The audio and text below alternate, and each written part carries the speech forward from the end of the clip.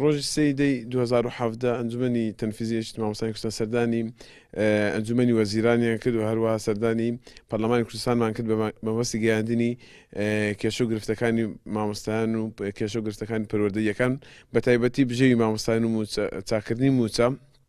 خۆشبەختانە هەندێک لە داواکاریەکانمان جێبەجێکران لەوانە پێدانی هاندانەکە ئەو سێمانگەی هەندانی لەلا ماوە کە بڕیاریان داکە ئەو سێمانگەی ماوە بدرێت و هەروە داوامان کرد کە بە زووترین کاتدەستکاری ئەو پاشەکەوتو موچەیە بکرێت و سیستەمێکی نوێ بۆ پێدانی موچە دیاری بکرێت.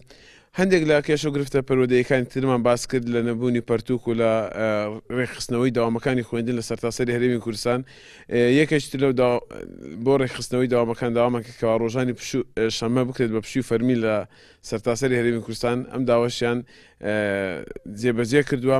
هیواداری داواکاریەکانی تریشمان کە هەر لە نۆژەنکردنەوەی قوتابخانەکان و ڕێکخستنەوەی داوام بە شێوەیەکی گشتی و هەروە خاڵە جەوهەریەکە کە زۆر تاکیدمان لەسەر کردەوە لە پەرلەمان و هەم لە سەرۆکایەتی ئەنجومەنی وەزیران لەگەڵ بەڕێز و تەبێژی حکوومەتی هەرێمی کوردستان و کە هەم ئەندامی لیژنەی قەیرانەکانە لیژنەی بەدواداچوونی قەیرانەکانە خاڵە جەوهەریەکە بووکەوە چاکردنی بژێوی مامۆستایان و موچەی مامۆستایانە.